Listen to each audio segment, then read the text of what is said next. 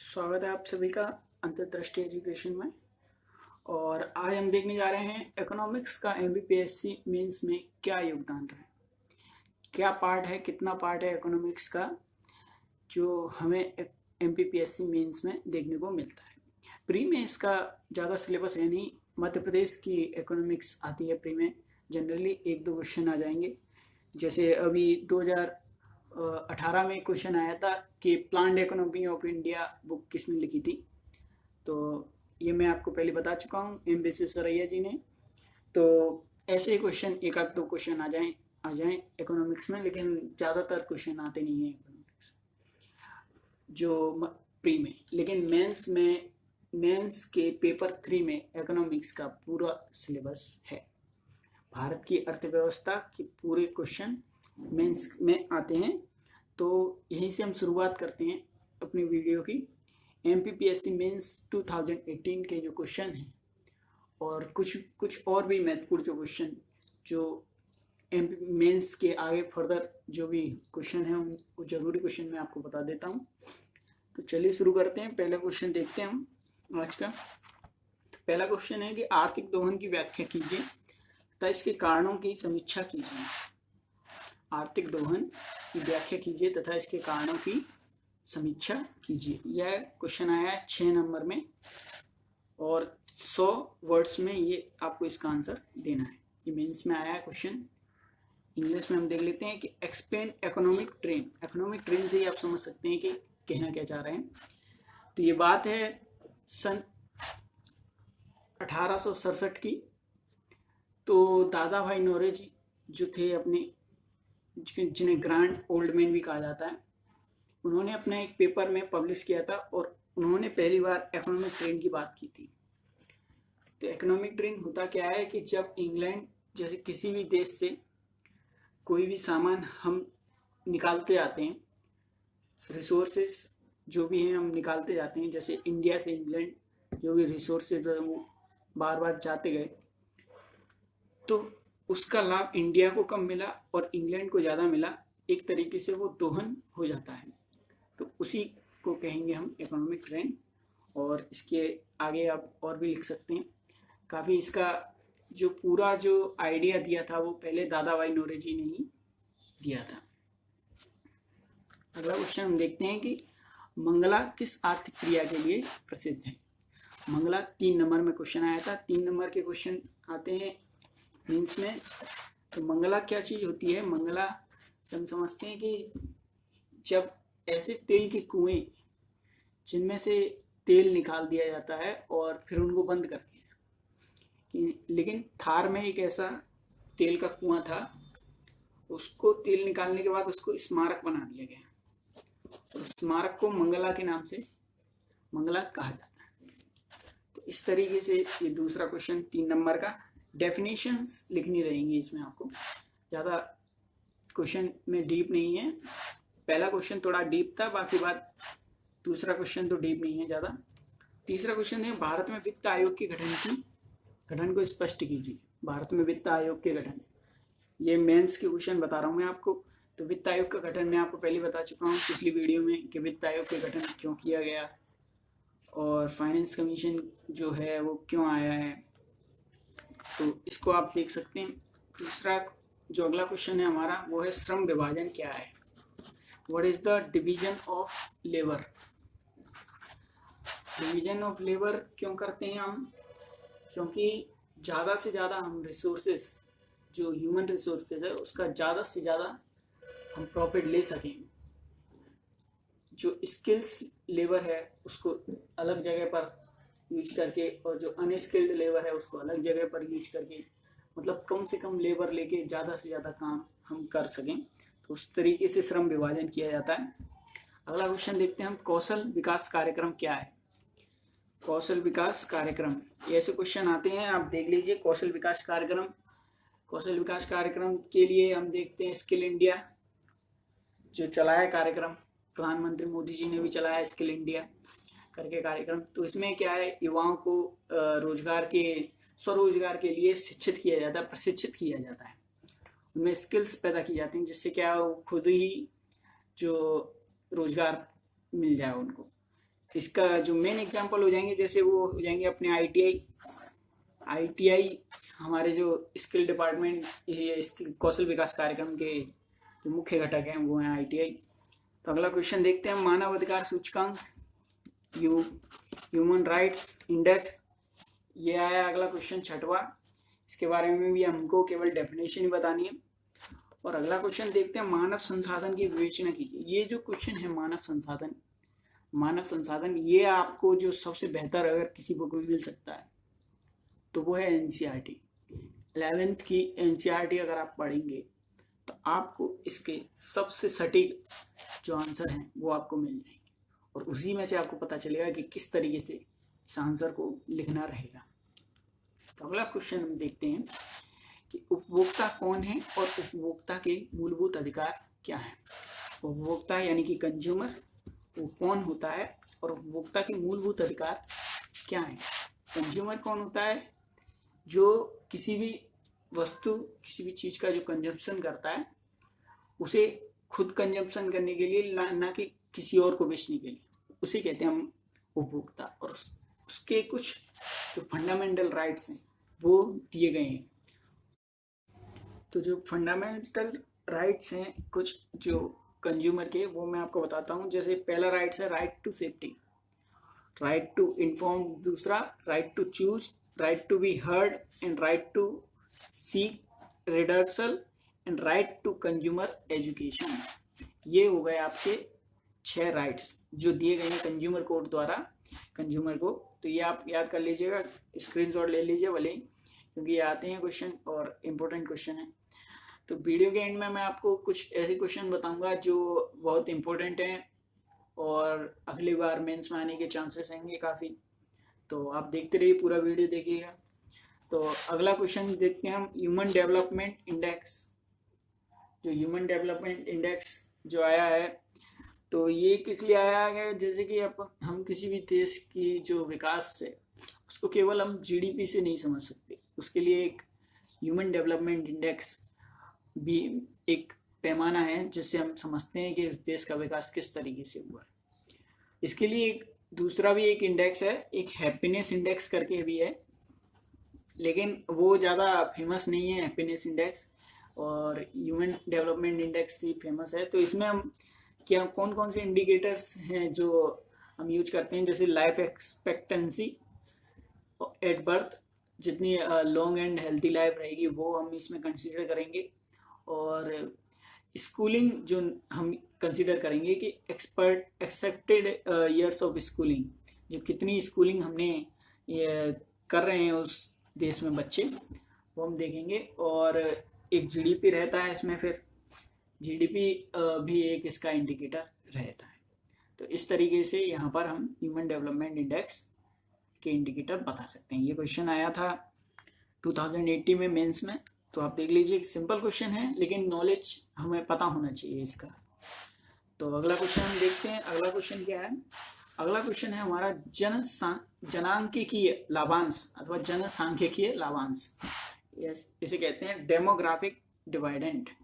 ये क्या होता है, तो क्या होता है जनांकीय लाभांश, कि जैसे मान लीजिए कोई भी देश है तो उसमें जो ह्यूमन संसाधन है, मानव संसाधन, तो वो कौन सी एज के ग्रुप वाले होते हैं। जैसे 18 से लेकर जो भी 40-50 तक जो ग्रुप रहेगा वो अपना अपना देश का निर्धारित, तो वो जो ग्रुप रहता है ना वही हमारे जो मानव संसाधन में वो योगदान देता है। तो कितना वो ग्रुप है, कितने लोग हैं उस ग्रुप में, तो उसे ही हम जनांकीय लाभांश कहते हैं, कि कितने लोग हमारे देश में काम करने वाले हैं न काम करने वालों से की अपेक्षा। तो इस तरीके से हम देख सकते हैं जनांकीय लाभांश किसे कहते हैं। अगला जो क्वेश्चन है वो है विस्थापन विकास का परिणाम है, स्पष्ट कीजिए। विस्थापन विकास का परिणाम है, इस वाक्य को स्पष्ट करना है, पूरी तरीके से डिटेल में आपको लिखना पड़ेगा इस क्वेश्चन का आंसर। तो विस्थापन विकास का परिणाम है, इसके लिए हम समझ सकते हैं कि जैसे मान लीजिए कोई सोसाइटी है, कोई गांव है, तो वहाँ से अब लोगों को हटा दिया गया है, लेकिन लोगों को क्यों हटा दिया गया है, इसका भी एक कारण है कि उस जगह पे कोई सोसाइटी बन रही है, नए ब्रिज वगैरह बन रहे हैं, तो डेवलपमेंट होगा तभी तो उन लोगों को विस्थापित किया गया है। तो डेवलपमेंट ही इसका परिणाम है, विस्थापन विकास का परिणाम। इस तरीके से हम देख सकते हैं कि इसको स्पष्ट कर सकते हैं। अगला जो क्वेश्चन है विमुद्रीकरण, डिमोनेटाइजेशन। आप जानते ही होंगे विमुद्रीकरण, तो पहले शायद न जाने लेकिन अब तो जान ही गए सब। तो विमुद्रीकरण क्या होता है, डिमोनेटाइजेशन की जब जैसे गवर्नमेंट अगर किसी भी नोट किसी भी मुद्रा को बंद कर देती है, मतलब उस मुद्रा काम करना बंद कर देती है, इसके अपेक्षा वो नई मुद्रा चालू करती है, तो उसे डिमोनेटाइजेशन या विमुद्रीकरण कहते हैं।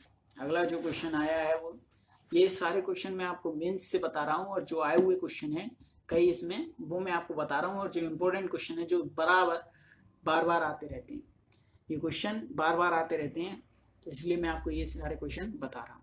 अगला क्वेश्चन, वस्तु एवं सेवा कर, जीएसटी, गुड्स एंड सर्विसेज क्या होता है, कब से आया है, इस बारे में आप पूरा पता करिए, क्योंकि इसको पढ़ना और इससे क्वेश्चन हमेशा ही बनेंगे। अगला क्वेश्चन देखेंगे वो है शुद्ध अंतर्वाह की अवधारणा क्या है।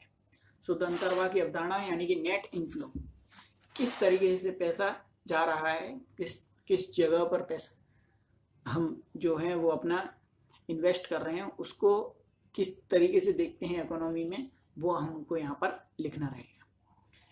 नेक्स्ट जो क्वेश्चन रहेगा वो है हरित लेखांकन। हरित लेखांकन यानी कि ग्रीन अकाउंटिंग।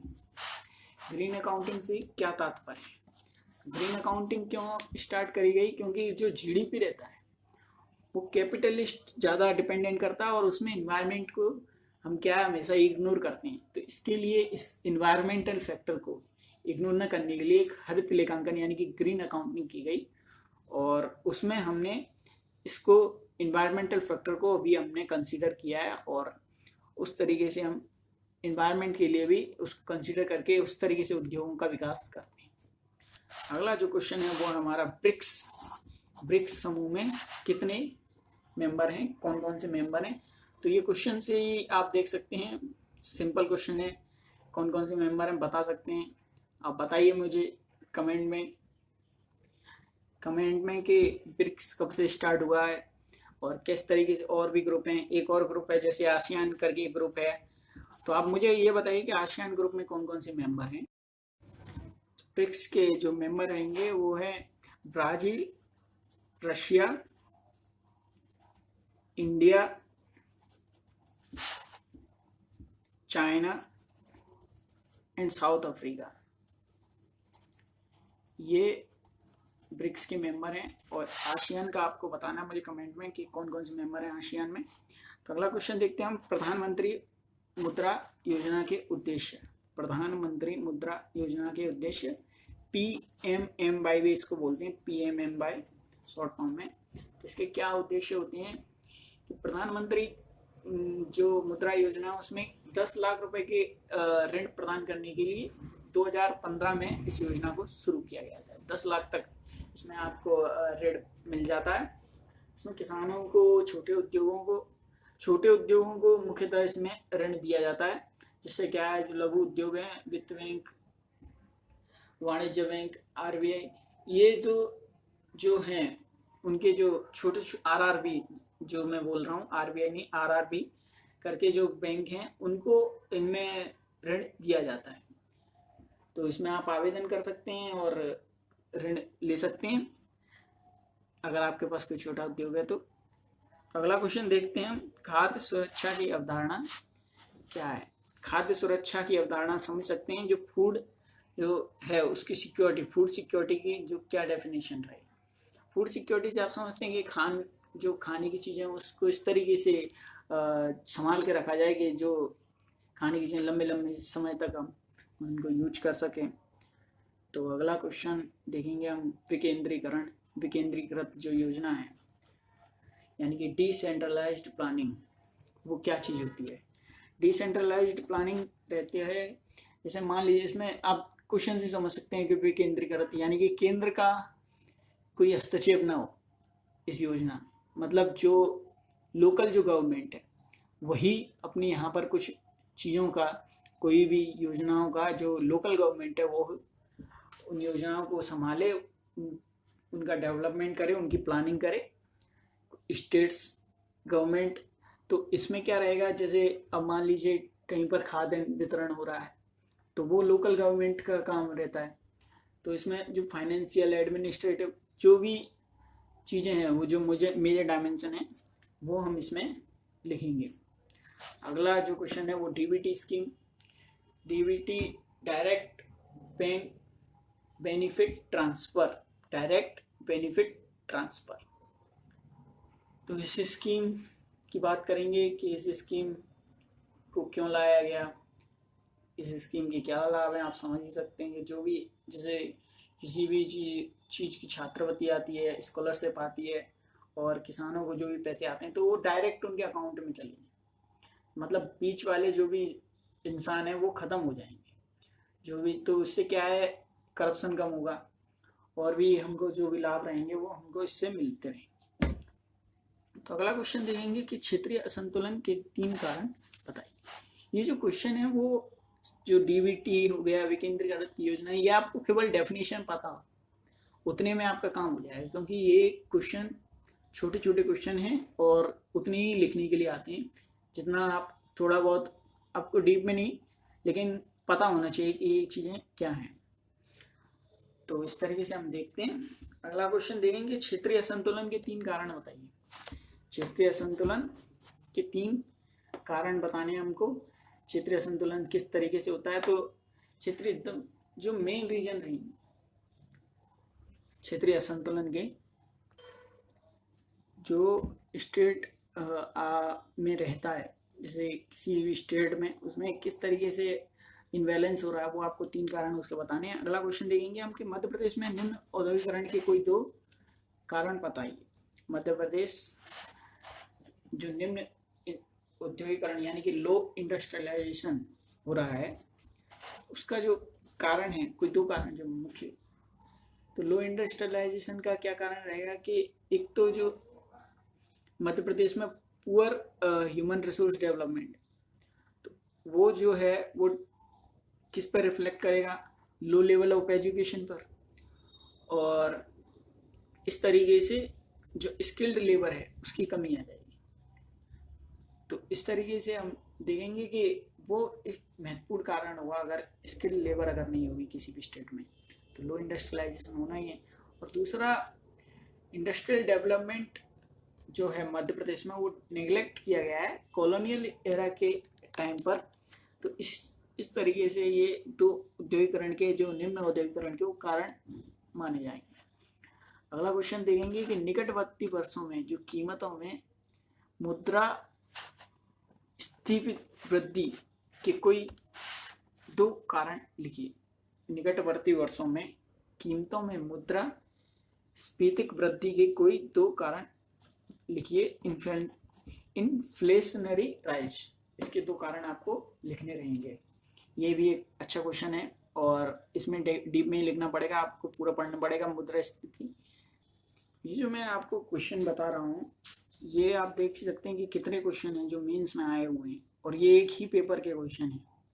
मैं जो आपको बता रहा हूँ वो एक ही पेपर में जो आए हुए क्वेश्चन हैं। तो आप समझ सकते हैं कि कितना बड़ा पार्ट है जो इकोनॉमिक्स का जो मेंस में आता है एमपीपीएससी के।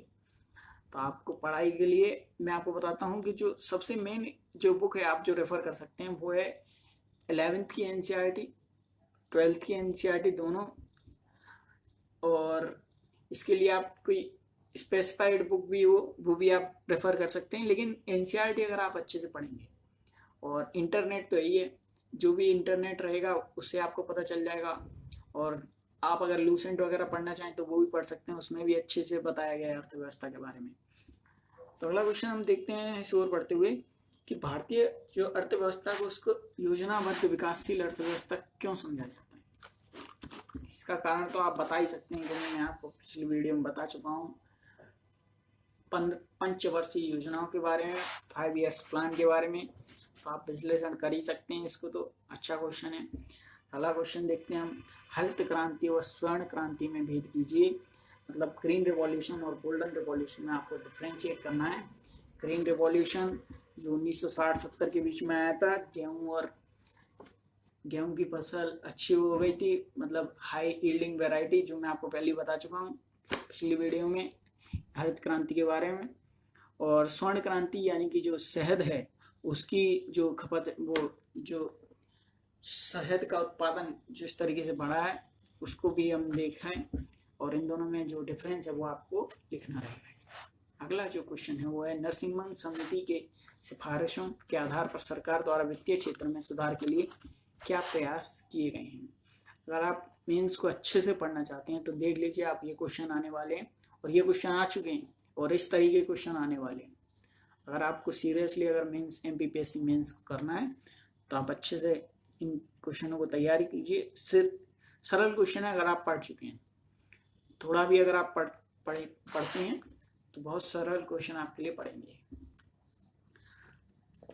अगला क्वेश्चन देखेंगे कि कृषि को संस्थागत साख उपलब्ध कराने में क्षेत्रीय ग्रामीण बैंकों की भूमिका लिखिए। ये जो क्वेश्चन है ये आपको पूरा का पूरा NCERT की 11th बुक के चैप्टर में पूरा मिल जाएगा एकदम। ये क्वेश्चन NCERT का ही क्वेश्चन है जो इसमें आया है। अगला क्वेश्चन है कि किसान क्रेडिट कार्ड स्कीम, किसान क्रेडिट कार्ड जो स्टार्ट किए गए थे, तो उस स्कीम के बारे में आपको बताना है कि किस तरीके से किसानों को ऋण दिया जा रहा है और कितना ऋण ले सकते हैं किसान क्रेडिट कार्ड के माध्यम से, और क्या क्या उनमें उनको लाभ है, इस तरीके से आपको बताना है। अगला क्वेश्चन है PURA के बारे में आपको बताना है। PURA यानी कि इसका फुल फॉर्म रहता है providing urban amenities in rural areas, providing urban amenities in rural areas। तो ये जो लाए थे पूरा PURA वो APJ Abdul Kalam ji the missile man, उन्होंने, उनका मॉडल है जो रूरल डेवलपमेंट का, तो उसे हम कहते हैं PURA। तो उनका जो मॉडल था, उनका जो विजन था, वो रूरल इंडिया को क्लस्टर डेवलपमेंट सिस्टम, जिसमें क्या होता है 50 जो से 100 विलेजर्स जो होते हैं गांव के, वो आते हैं और मतलब मार्केट को जो है म्यूचुअल मार्केट से उसको बढ़ाते हैं और मतलब उस तरीके से उसका जो विकास करते हैं, उसके ऊपर इन्होंने जो मॉडल लाए थे। और ये जो विलेजेस हैं उनके जो लिंक, जैसे कुछ विलेजों का जो एक साथ जो मार्केट है वो किस तरीके से बढ़े, उसके ऊपर ये इन्होंने अपना मॉडल दिया था, इसके बारे में आपको बताना है। अगला क्वेश्चन रहेगा जो है शेयर बाजार के बारे में बताना, स्टॉक मार्केट। शेयर बाजार के बारे में आप पढ़ ही सकते हैं इंटरनेट पर, किस तरीके से काम करता है शेयर बाजार। कंपनियों जो शेयर बाजार होता है, जो मेनली क्या काम करता है शेयर बाजार कंपनियों के लिए जो है वो पैसा जुटाने के लिए मंच प्रदान करता है, जो एक स्टेज प्रोवाइड करेगा, जिससे क्या है कंपनियां जो है ना पैसा अपना जो भी मनी है वो जुटा पाएँ, और जो ये कंपनियों के शेयरों की जो सार्वजनिक रूप से व्यापार करने की अनुमति देता है। और सार्वजनिक बाजार में कंपनियों को उनके जो भी स्वामित्व के अंश रहते हैं उनको बेचकर विस्तार के लिए अतिरिक्त वित्तीय पूंजी जुटाने में मदद करता है। मतलब एक्स्ट्रा बेनिफिशियल मनी जो है वो शेयर मार्केट, आप शेयर में पढ़ सकते हैं इसको किस तरीके से ये काम कर रहा है। अगला जो क्वेश्चन है वो है SEBI, SEBI। इसका फुल फॉर्म रहेगा securities and exchange board of India. ये जो फुल फॉर्म रहेगा SEBI का, NRLM का जो फुल फॉर्म रहेगा वो क्या रहेगा, national rural livelihood mission, national rural livelihood mission. इसमें क्या होता है कि जो भी गांव के जो गरीब लोग होते हैं उनको आगे लाने के लिए, उनको रोजगार देने के लिए इसका गठन किया गया है, उनको आगे लाने के लिए। तो अगला जो क्वेश्चन रहेगा वो है हमारा critically evaluate various problems and challenges faced by our Indian economy. भारतीय अर्थव्यवस्था द्वारा जो समझ भारतीय अर्थव्यवस्था के जो चैलेंजेस जो आए हैं उनको हमें बताना है। जो प्रॉब्लम्स, जो परेशानियां और मुश्किलें जो आई हैं उनको हमें क्रिटिकली बताना है कि किस तरीके से भारतीय अर्थव्यवस्था के सामने जो परेशानियां आई इसको आप बता सकते हैं। अच्छे से आपने पढ़ रखा है क्योंकि आपने पिछला वीडियो देख रखा होगा, मैं ये समझ रहा हूँ। तो इसमें आप बता सकते हैं कि किस तरीके से जो है जो भी प्रॉब्लम्स हैं वो इंडियन इकोनॉमी फेस करें। हालांकि मैं थोड़ा बहुत बता देता हूँ कि जैसे करप्शन हो गया, लैक ऑफ इंफ्रास्ट्रक्चर हो गया, पॉवर्टी हो गई रूरल एरियाज में, और पुअर टैक्स कलेक्शन हो गए। तो इस तरीके से ये जो भी हैं प्रॉब्लम्स हैं वो फेस किए हैं इंडियन इकोनॉमी के जो डेवलपमेंट है। तो अगला क्वेश्चन देखेंगे कि हम भारत में बेरोजगारी को दूर करने हेतु पंचवर्षीय योजनाओं के दौरान किए गए प्रयासों का वर्णन करें। तो पंचवर्षीय योजनाओं में क्या क्या प्रयास किए गए, कौन कौन सी योजनाएं हैं, 12 पंचवर्षीय योजनाएं, और किस योजना में किस तरीके से हमने अर्थव्यवस्था को और बेरोजगारी को मजबूत करने के लिए कदम उठाए हैं, वो सब आपको इसमें बताना है। और इसी से सम्मिलित एक और क्वेश्चन आया है कि 12वीं योजनाओं में संभावनाओं का इसके विकास के चालकों और योजना के लिए विकास लक्ष्यों के प्रकाश में विश्लेषण कीजिए। तो ये दोनों क्वेश्चन आप देखिए और 12 पंचवर्षीय योजनाओं को आप अच्छे से पढ़ेंगे तो आपको पता चलेगा इन दोनों का क्या महत्वपूर्ण है और इन दोनों का क्या योगदान रहा है। तो इसके बाद मैं आपको बताने जा रहा हूँ जो मेन क्वेश्चन है जो आगे के लिए। ये जो क्वेश्चन है वो तो आ चुके क्वेश्चन है और जो मेन क्वेश्चन आ चुके हैं, तो ये जो क्वेश्चन नहीं आए और अच्छे क्वेश्चन हैं जो आ सकते हैं भविष्य में मेंस में। मेंस वैसे तो रिपीट नहीं करता, बाकी बात कभी कभार ऐसा नहीं है कि पूरी तरीके से वो क्वेश्चन उन्हीं में से क्वेश्चनों में से बनते हैं जो पिछली बार आ चुके होते हैं। थोड़ा बहुत चेंजेस होगा, लेकिन जो नए क्वेश्चन मैं आपको बताने जा रहा हूँ वो आप देखेंगे आगे। तो वीडियो की शुरुआत में जो मैंने आपसे क्वेश्चन बताने की कही थी तो वो मैं क्वेश्चन आपको बता रहा हूँ जो मेंस में आ सकते हैं और जो फ्यूचर में आ सकते हैं मेंस में। तो सबसे पहला क्वेश्चन है वो है राजकोषीय नीति से आप क्या समझते हैं। राजकोषीय नीति से आप क्या समझते हैं, ये पहला क्वेश्चन हो जाएगा और इसके उद्देश्य वो भी हमको इसमें बताने रहेंगे। अगला क्वेश्चन देखते हैं कि ऊर्जा के गैर परंपरागत स्रोतों पर टिप्पणी कीजिए। ये हमारा अगला क्वेश्चन हो जाएगा। और इसके बाद देखेंगे हम राष्ट्रीय आय की गणना कैसे की जाती है, किस प्रकार से जो नेशनल इनकम है उसको हम बताते हैं, किसके कौन कौन से फैक्टर्स आते हैं उसमें, और जीडीपी का क्या रोल है उसमें। तो अगला क्वेश्चन देखते हैं कि मध्य प्रदेश में आर्थिक नियोजन और विकास का अनुभव लिखिए।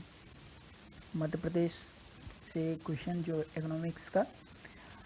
और अगला क्वेश्चन देखते हैं कि ऊर्जा के जो परंपरागत स्रोत हैं उन पर टिप्पणी कीजिए। ऊर्जा के गैर परंपरागत स्रोत और ऊर्जा के परंपरागत स्रोत, उन पर टिप्पणी करनी है।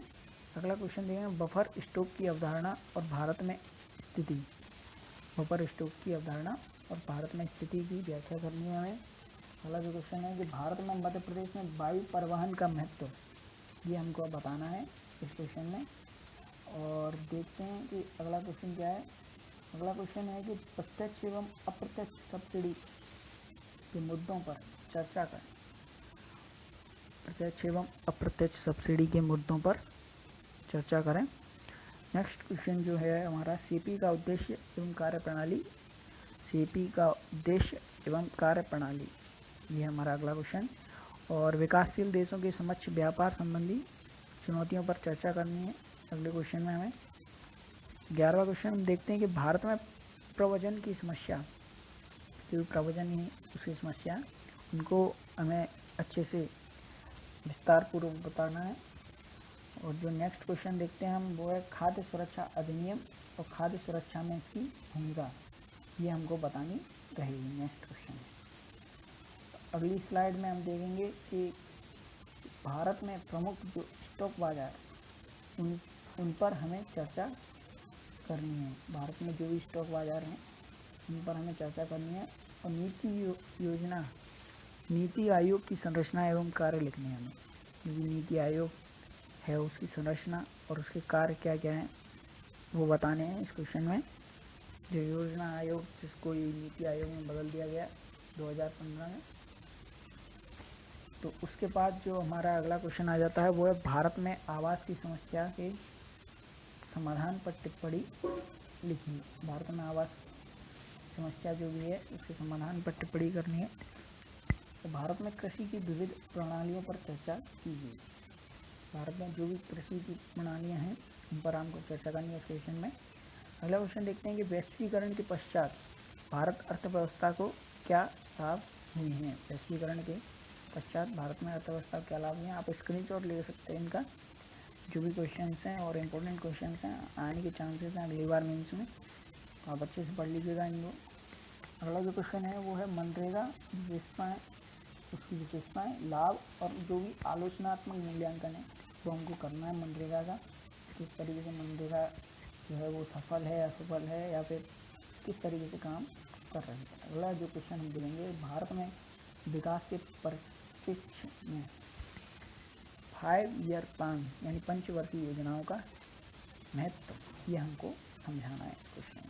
तो अगला जो क्वेश्चन है वो है क्षेत्रीय असंतुलन के कारण लिखिए। क्षेत्रीय असंतुलन के कारण जो भी हैं वो आपको इसमें लिखने रहेंगे।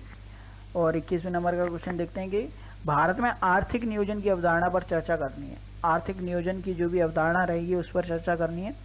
और गाडगिल योजना क्या है, गाडगिल योजना के बारे में आपको पिछले वीडियो में बता चुका हूँ कि गाडगिल योजना क्या है, कब लागू हुई थी, किस पंचवर्षीय योजना में इसका जो मुख्य उद्देश्य है वो क्या है इसके, वो मैं आपको पिछली वीडियो में बता चुका हूँ। तो इसके बारे में अगर आपको अच्छे से पता करना है तो आप पिछली वीडियो देख सकते हैं।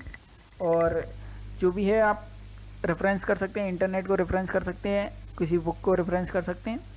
अगला क्वेश्चन देखते हैं कि प्रधानमंत्री फसल बीमा योजना, इसके बारे में हमको बताना है। और जो नेक्स्ट क्वेश्चन है वो स्टार्टअप एंड स्टैंड अप में अंतर जो हमको लिखना है वो है हमारा अगला क्वेश्चन। इसके बाद हम देखेंगे कि अगला क्वेश्चन क्या आ रहा है हमारे। जो जन धन योजना है, प्रधानमंत्री जन धन योजना, उसके बारे में हमको बताना है कि किस तरीके से ये योजना है और किस तरीके से ये काम कर रही है, क्या क्या लाभ हैं इसके और क्या क्या जो भी हानियां हैं लाभ हैं, पूरी तरीके से मूल्यांकन हमको इस क्वेश्चन में करना है जन धन योजना का। तो इसके बाद हम देखते हैं कि अगला क्वेश्चन है कि आर्थिक विकास को निर्धारित करने वाले कारक कौन कौन से हैं। आर्थिक विकास को निर्धारित करने वाले कारक कौन कौन से रहेंगे। आर्थिक विकास को जो भी कारक हैं, शहरी विकास में अमृत योजना के कार्यों को समझाइए। शहरी विकास में अमृत योजना के जो भी कार्य रहेंगे उनको समझाना है। अगले क्वेश्चन में हम देखते हैं कि नई औद्योगिक नीति की विवेचना कीजिए भारतीय इकोनॉमी पर और उसका प्रभाव भी हमको बताना है। जो नई औद्योगिक नीति आई है उसके बारे में, उसका जो प्रभाव है जो भारतीय इकोनॉमी पर पड़ा है वो हमको बताना है। तो अगला क्वेश्चन देखते हैं कि भारतीय औद्योगिक क्रांति में एमपी का क्या योगदान है। जो भी योगदान है एमपी का वो हमको बताना है भारतीय औद्योगिक क्रांति में। और अगला जो क्वेश्चन है कि मध्य प्रदेश में मंद औद्योगिकरण के कारणों की विवेचना कीजिए। लो इंडस्ट्रियलाइजेशन, जो मैं आपको पहले ही बता चुका हूँ, अच्छा क्वेश्चन है, दोबारा आ गया है, रिपीट हो रहा है, लेकिन कोई बात नहीं, बहुत अच्छा क्वेश्चन है इसलिए मैंने आपको ये दोबारा बता दिया है। स्क्रीनशॉट ले सकते हैं आप, जो भी क्वेश्चन है उनके अच्छे से देख लीजिए और स्क्रीनशॉट ले लीजिए। अच्छे से तैयारी करेंगे तो आपको सारे क्वेश्चन बन जाएंगे। तो यहाँ पर हमारा ये जो वीडियो है वो ख़त्म होता है। मैंने आपको पूरे इकोनॉमिक्स के जो भी क्वेश्चंस हैं वो जो मेंस में इकोनॉमिक्स का पार्ट है वो मैंने आपको इस वीडियो में बताया है। तो आप अच्छे से पढ़िएगा, इकोनॉमिक्स का बहुत बड़ा रोल रहेगा एमपीपीएससी मेंस में। और अगर आपको मेंस सीरियसली करना है तो आप इकोनॉमिक्स को बहुत अच्छे से पढ़िए। और इसके लिए आप 11th की एनसीईआरटी, 12th की एनसीईआरटी आप रेफ़र कर सकते हैं, लूसेंट भी रेफ़र कर सकते हैं। और कोई एनसीईआरटी की अगर आपको फिर भी परेशानी है तो एनसीईआरटी की कोई रेफरेंस जो भी बुक्स है, वेरीफाइड बुक्स, वो आप रेफरेंस कर सकते हैं। और फिर मेरे वीडियो तो आप देख ही रहे हैं तो आप चिंता मत कीजिए। और अगर आपको वीडियो अच्छी लगे तो सब्सक्राइब कर दीजिएगा। Thank you very much and have a good day. Thank you.